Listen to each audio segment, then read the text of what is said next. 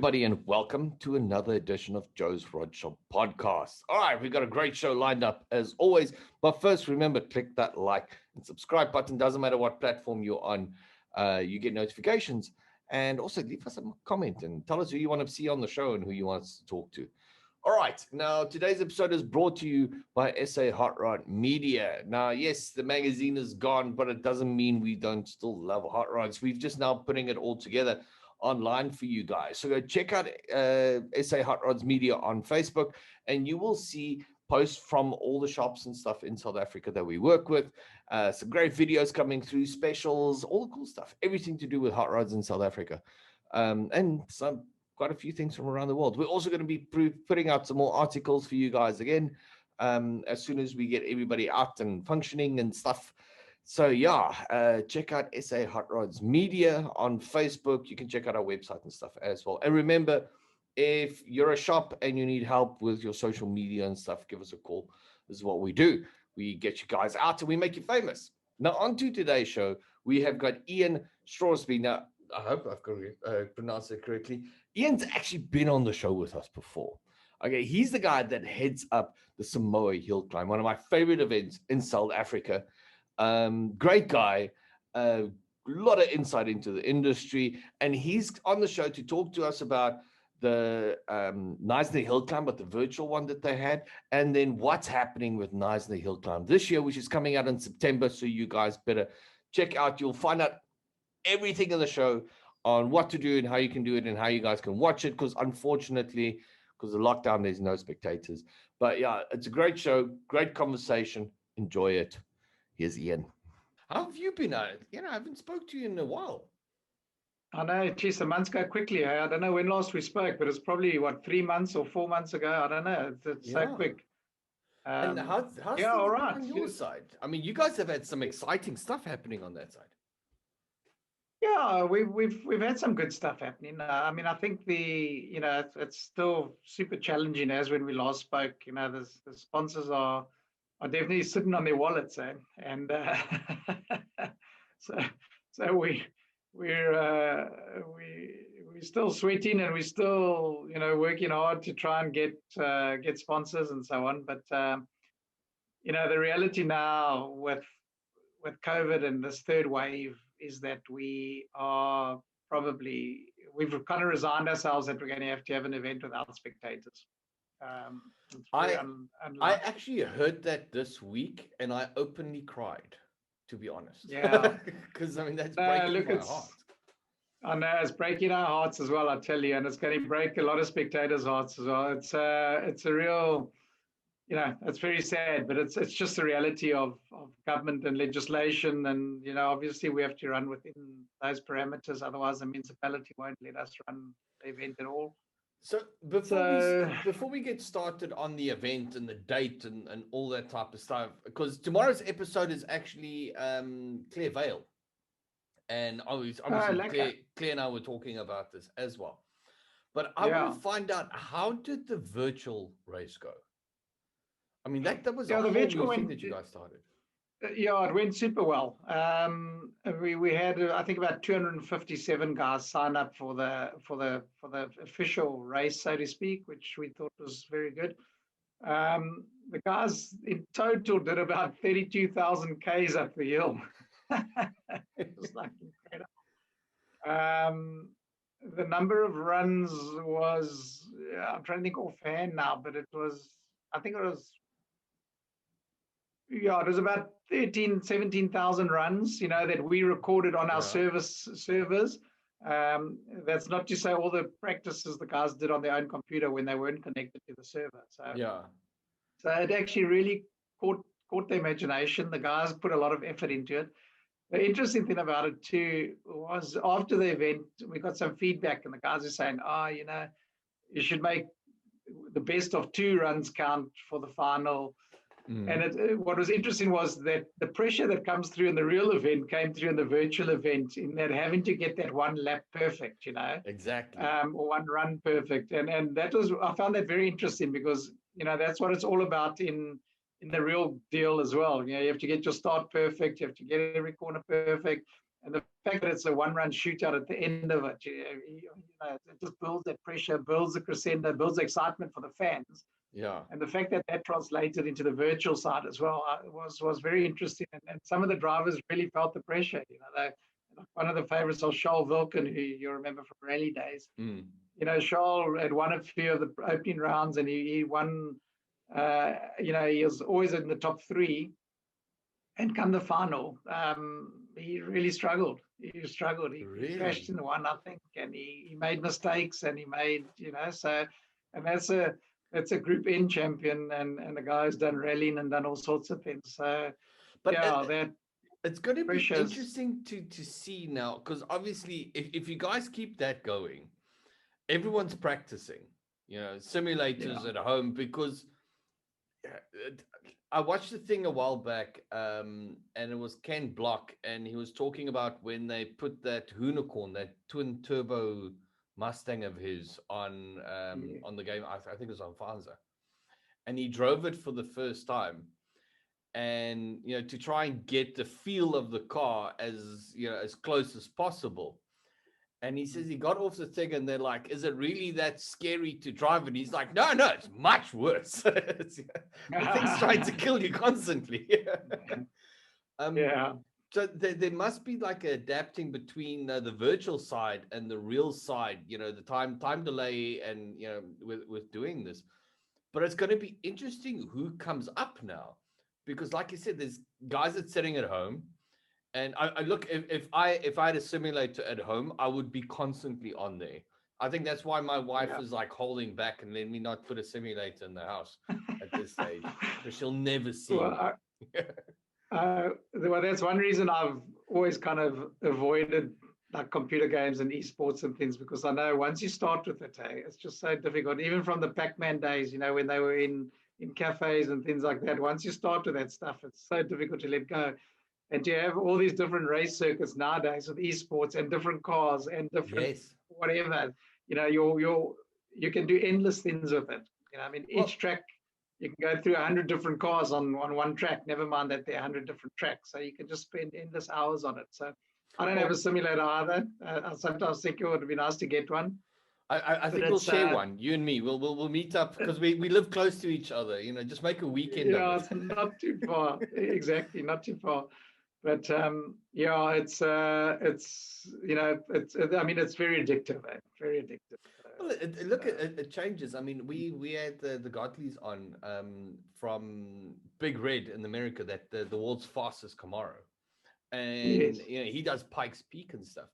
And he did the show he did the interview with me, and he was driving Kyalami in Big Red in his office. And he says, look, it makes it does do a different change, because it gives guys that opportunity that when they get there on the day, they know the track already. They know they know the conditions, they know what the spots are. They already have an idea of their markers and what they need to do, where to accelerate, where to brake. So I think it's going to have effect on both sides. Yeah, definitely. I think the guys with the rigs, it's definitely an advantage, for guys who've got a rig and can play around with it a little bit. Obviously, the real thing is slightly different. With the rig, you can push the boundaries a bit, and it doesn't bite as hard as it does with a car. But there's definitely advantage if you've never seen the track. Learn a bit about a bump here, there, the angles of the corners, all that kind of thing. So, I think then the big part of competitors. If you go down the side of the mountain, you're not going to die in the game, And exactly. If it happens in real life, you're in trouble. Exactly. Yeah. So I think the guys, the guys with rigs are definitely going to do some practice on it. One or two of our competitors were quite serious. Jean van Rensburg from George, who you obviously know. He competes in Hillclimb all the time. I think he finished 8th. He made it to the finals, and he finished 8th. So for him, he's had a good few practice laps for this year's event. He's entered again in this year's event. So he's been up a hell of a lot more times than guys who haven't done the virtual game. But now, so let's get to So the new event. So the dates are in September. I think it's 2nd to 5th, if I'm not mistaken. Yes, that's right. Well, our normal weekend 2nd to 5th, but not having spectators, that second is normally our start of our fan fest with the Classic Car Friday scrutineering in town and the parade in town. So we can't run that. So the real dates are 3rd, 4th, 5th, that cars will be on the track. So it's a day shorter for September. So you can't even go do the parade through the town and all that type of stuff. No, we can't do anything that's going to attract a crowd, So, and that parade through town attracts so many people. That, yeah. It's Well, a I no know in terms of that. Mossel Bay had that supercar thing here a few weeks ago. Yeah. And luckily, where I live, I was actually sick because that was running at night. I could actually listen to the cars from my house, even though they're on the other side of the bay, which is actually quite phenomenal. I was going to ask if you went to watch it. I was quite keen to go down and watch it, but I didn't end up going down because I know they didn't want people there, so I thought I should drive all the way down and not allow people in. It's tricky. And they could have possibly got away with it because it's not classified as a sporting event. It was a driving event. It's not an MSA event. It's not a registered sport event. And that's a little bit different to us. Quite interesting. What feedback have you had on that in terms of how many did people come and watch? And to be honest, I personally haven't had any feedback.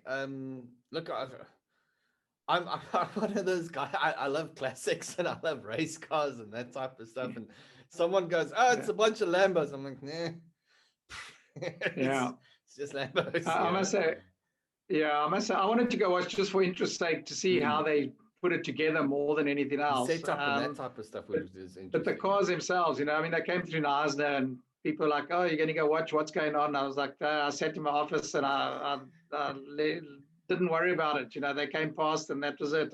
It didn't appeal to me to make a special effort to go see these guys drive past at all. Well, if someone told me, if you calculate the supercars in George and Knysna area, everything together, it makes a very large percentage of the country.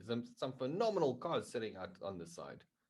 Absolutely. Supercars and classic cars, will probably, supercars, Joburg, there are obviously a lot of cars, but, in classic car terms, we've probably got 50% of the country's classic cars. Yeah, definitely. I've said that numerous times, this is one of the reasons why I'm here. It's like the hub for old school. We just need to get more, once we can get to doing events again, we need to start doing events. So now take us through. So no spectators.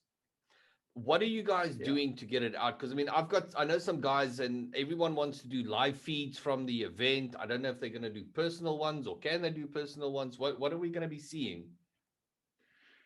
So what we're planning is obviously, effectively, to put it in a nutshell, we're planning competitors and TV. And in terms of the rules, that's kind of what we're allowed. We are allowed a small contingent of media. So we're busy working out now, and I've got a meeting on Monday, is how do we feed media and guys that would like to be there, but we're not allowed to have there. How do we feed them content? How do we feed content to the public? And how can we reach a broad audience, the guys that would have normally come, via broadcast. So we haven't got all the answers yet, but basically, from an MSA point of view, the people that are MSA accredited journalists are allowed, but also not hundreds of them. We allowed our TV crew, and we just have to work around that. So obviously news crews like ENCA or SABC, if they want to come. Can I form a pit crew or something? I will clean tires. I will do anything. I'll make coffee. Well, I'm sure there'll be a couple of guys who need assistance. But I tell you, there's so many volunteers. I've never had so many volunteers for the event. Guys are prepared to be security, street sweepers, like anything, Exactly. But in terms of our permissions, we really have to cut people down to the bare bones, and manage them very carefully. But yeah, we obviously, need people to ensure that competitors are complying and compliance officers and all of that. But it's quite challenging, and as we know more or less the rules to play. We haven't put together all the detail exactly of where it is, and that we'll do in the next month or so. This month, this week, we've kind of made the decision on the understanding that by September we're dreaming if we want to have spectators. Yeah. But have you guys now got we like have a to get into the TV nitty crew? gritty. Is it like Ignition or someone getting in to do a live stream from the event or something like that? I mean, that would be amazing. Yeah, so we normally have our live stream team Online, that come yes. down. So we will live stream it. We'll supply Ignition, and we'll supply, if they want to send a crew down, we'll look at the application, because a lot of them are MSA accredited, and we'll definitely have a look at that if they want to come down. But as a minimum, we'll have our normal live stream crew. But it's also going to be a reduced crew just because of the numbers story and the budget. So last year, we had 2019, we had a few remote cameras. We can have remote cameras again on the hill. We also, last year, we had our production facility there, but with the tech that the guys have got now, the production crew can sit in Pretoria. Yeah. And they can switch cameras from Pretoria and that, whereas they were here before, they'll do it from Pretoria now. So that's kind of, we faced with even reducing those numbers of personnel. Wow. To try and minimize it. But we'll have, in one form or another, we'll have cameras, we'll have man cameras, we'll have remote cameras, we'll have commentators at the event.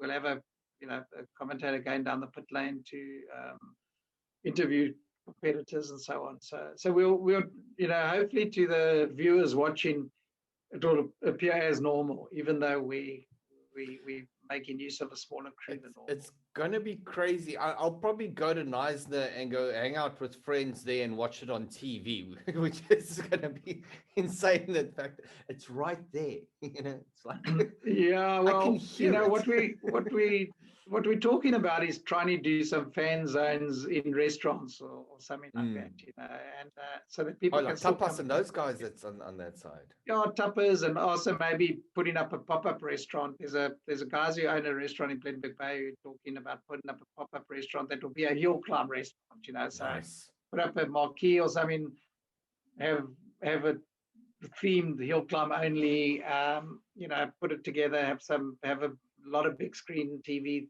have some music, maybe have a vibe, trying to create a bit of a vibe for people within the leisure station. There should be more restaurants and stuff that do it. I mean, look, Knysna is full, but going out, George, all over the place. I mean, to me, that's actually a great idea. Is go find your favorite pub where you would go watch the bike Grand Prix or the Formula One or something with your mates, and say, guys, let's go do a Simola Hillclimb, man. Yeah. So we're very happy if guys can identify restaurants that might be interested. In 2019 we did that on a smaller scale. We did a few restaurants in Knysna. We did one in Pretoria, because our TV crew is from there, so they've got a local hangout. We broadcast and had a hill climb party there, and we had one in London. My partner in the hill climb, he's my business partner. His son was in London and organised for a local restaurant there to take the live stream, and they had a hill climb party in London. So that's absolutely feasible, and for us, we'd love to do it even when we can have spectators. For those guys that can't make the event, it's pretty cool. So we're happy to do it in Knysna. We're happy to talk to restaurants if they're interested. If you know of anyone in Mossa Bay or George or whatever, we can do that, and make sure they get the feed, and we can even do a special broadcast from the commentators. Take it out of the main feed, but go welcome to the guys in the the train restaurant in Mossa Bay watching the hill climb, having a hill climb party, and if the guys there even film on their cameras, they can send us a clip via WhatsApp, and we'll put it up as the main feed, saying our virtual fans are watching the event here and there and there and there. Not just in if you've got any ideas on that, let us know. this should be all over. I mean, there should be a group in Durban and more guys in Joburg and all over Africa. I mean, this is to 100%. Hill Climb to Simola Hillclimb to me is such a great event. Okay, it's such a great spectator event, and it kills me listening to stuff like this because I know not only are you guys faced with the problems of you have to get your crew down and all this type of stuff. I mean, it must have hurt it quite hard trying to get sponsorship and stuff in because sponsorship is based on numbers and views and spectatorship and all. And now you guys have to put an event together where you don't have any of that. You don't know what's going to Yeah, be. so there's definitely not having spectators is a big off-put for sponsors. They want to engage with spectators. They want them around. They want to do experiences with them. It's not nowadays sponsorship is not just about the exposure you get on a TV screen. So that whole experiential thing is very important. And and we've engaged with a lot of potential sponsors who've said, without spectators we can't do it. If we can't bring guests down, they're VIP guests, we can't have hospitality. We had a sponsor last week who we've got to deal with them, but they part of their sponsorship is to bring people down, their clients, their top clients, and they can't do it. So we've kind of had to put it on hold. So we're not getting any money from them this year, and we're putting it on hold for next year. So yeah, those are the challenges. It's that's what's making it tough. The uncertainty of how we would run it also was difficult. Maybe now that we've made a decision, we can target things a little bit differently and just have that certainty and say, well, this is how we're doing it. But it's definitely given us some curveballs. I wish we lived in the US where you could sell the TV rights. Let me rephrase that sentence. I wish we had a channel that would pay us TV rights to host an event.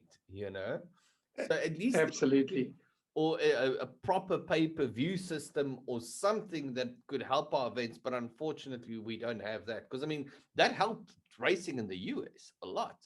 All the events, everything went pay-per-view, and the guys were still going watching NASCAR and drag racing with no spectatorship. But at least the organizations could still make their money up. And also that it helps you calculate everything that's there. You can calculate what the exposure is on it. So pay-per-view works when you've got the numbers. In SA we don't quite have the numbers yet. The drop off from all the research I've done with pay-per-view, because the tech's there for us to do it with our live stream, but the drop off is kind of from 100% to between 5 and 7%, maybe 10% in South Africa. So where the sponsors we've got want eyeballs, and we obviously want to get the event to as many people as possible. We'd rather have the big number because the money we make on charging people even $100 to view it is not won't nearly make up what we lose in sponsorship and exposure. Of course. So we're not there as a nation yet. We're not used to pay-per-view, where the US obviously is very used to it. But those big esports, e-gaming tournaments that they have, the Dota and whatever they have around the world, when they have in big tournaments, they get 200 million viewers from around the world logging in, and they have it free for the qualifying rounds. That when they get to the finals, then they charge like $1. And they, if they go down to 10 or 15%, but they're charging $1, but they've still got 25 million viewers because they've come down from 25, 250 million. So it's still, the numbers still make it worthwhile for them. And definitely it's a numbers game. Yeah, and we don't have that, unfortunately, at this point in time. It makes it horrible, but you might want to get to a point where you start working with the US guys and go, listen, can't we just bring the pay-per-view stuff to South Africa? There must be a way they can actually do that, and try and get everything together. But let's see. Like you said, we're just not there yet at the moment. So So I think for us, our international profile is building up quite strongly. It was anyway until 2020, and I mean that's a big part of our focus. The fact is, I think once we've got a bit of a bigger profile out there, we can then start charging international channels a small amount of money to take the broadcast. You look at Goodwood Festival of Speed. We get their broadcast here in South Africa and so on, and SuperSport pay for it. Maybe not a hell of a lot of money, but they pay something. And if you get enough get 50 guys around the world paying a little bit of money in dollars, it definitely helps. I think this is probably the thing I bitch about the most on the show is I wish the TV channels would get back behind motorsport in South Africa. Any other, I just keep saying to people, it just never makes sense to me how we can throw money behind so many other sports and so much everything else, but yet motorsport, everything is just. And I'm not just talking like big like full racing events, just like Samoa. All these specialized events that we've got around the country, just to at least keep the heritage and everything going. I don't know why they have to make it so hard. I think from my point of view too is motorsport's fragmented in terms of those negotiations. Motorsport South Africa, and I don't want to knock them because they do a lot of good work, and I'm always one. Don't worry, they get knocked on the show constantly. No, I do, and I think often unfairly. I've been on all sides of the fence, and I've been there on commissions and so on, and I think that they're always damned if you do and damned if you don't. But they see themselves as an administrative body and not a marketing arm, and yet all the sports generally have a marketing arm and market the sport collectively. And motorsport's always gone out on its own to market, and I mean that's not unusual. If you look in Britain, the British Touring Car Championship markets itself, the British Superbike Championship markets itself, the Formula One markets itself, MotoGP markets itself. There's no one doing coordinated marketing. So I understand where they're coming from. It's a difficult role. If they want to market it for the sport, they end up, people say, well, you must find us the sponsors and you must bring us the money and you must bring us a TV. And there's so much motorsport that, if they do a deal, let's say SABC, for instance, like what do they show and what don't they show and who pays for the production? So it's that's also they're damned if they do and they're damned if they don't. So it's kind of left to individuals to do their own deals. But so it makes it difficult being fragmented, put it that way. I understand that. But at the same time, you need to look towards the masses. You need to look at what it is, where it's going, what needs to be pushed and how it needs to be pushed. And the fact that I had a conversation like with Ignition the one day, and I'm like, no one ever just had a conversation with MSA where they've sat down and go, well, give us some airtime. What can we do? Even if give us a show where we can highlight the racing in the country or do something instead of just nothing at the moment, because that's the situation where we're sitting there. It's very hard to grow the sport because there's no exposure. It's a very hard. I mean, how can I put it? If you look at like spinning is growing and it's got a massive following and all this type of stuff, but that's because they're putting spinning in the market. It's in the towns and it's right there in front of everybody and stuff. And that's why the guys are getting in. Yeah. You're looking at all the other sport. It's like over there, it's like far away. So like you said, that's a long fight. Huh? Listen, I just got my wife was crazy. Apparently load shedding starts in 55 minutes. Yeah, I just realized that as well. My phone just pinged and I saw 8 o'clock. We got load shedding here as well. So. My wife is doing the waving because she's got work. My wife works with a US company, and she's got a meeting after this, and I need to make sure that everything is charged so she can get through all of her stuff. Okay. Yeah, I need to make sure my phone is charged so it's got battery life for her, for internet and everything. So but I think. Look, there's a lot that needs to be done. There is, but the events like yours it's the heart and soul of the industry. It's the stuff that we need to try and get there. And I understand where sponsors are.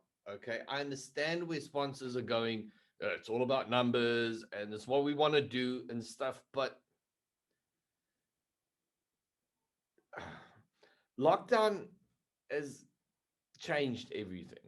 And there has to be a point where someone sits and goes, shit, we need to preserve, because if we don't get involved this year, there might not be a next year Yeah. for it.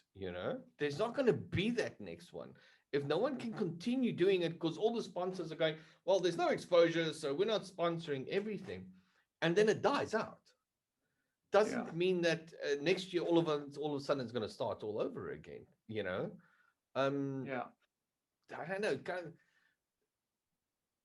Look, it's just super challenging, Joe. I mean, COVID is just, as we know, turned everything on its head. But from companies, from its exposure, its experience, even within companies, one of our sponsors had an international directive to cut 25% of their staff. And a lot of companies, when they're having to cut staff, they really don't want to be seen to be sponsoring something. And of course it doesn't matter what sport. So they've got that. So there's a human side. And I think that's why, COVID, other than world wars or whatever, I guess, it's probably been the toughest factor on sponsorship ever. The negative, because there are just so many different factors at play. The uncertainty is another one.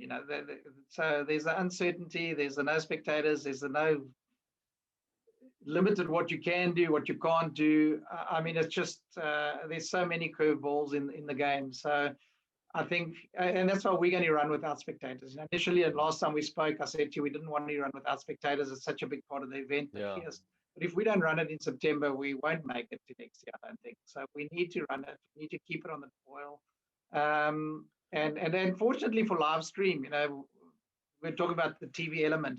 Luckily, live streams allowing events and sports like us to at least get your audience. We've worked very hard on that to introduce it 4 years ago, and we now reach 121 countries and many thousands of people. So there are alternatives to mainstream TV. But having said that, there's nothing that's not as good as free-to-air TV. So even on the DSTV platform, it's so limited.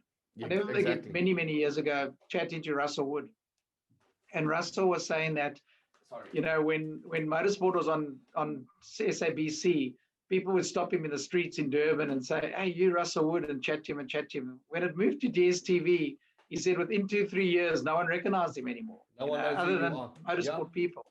Look, I saw it with my TV show even. Sorry, I just had to plug my phone in to make sure it's charged for my wife. I saw that, look, DSTV numbers are dwindling. As the Netflix and the Amazon Primes and all these guys are coming up. It's killing everything else. Everyone's moving over to those platforms. And you don't have to watch repeat anymore. You can watch whatever you want, when you want it. You don't have to wait for anything.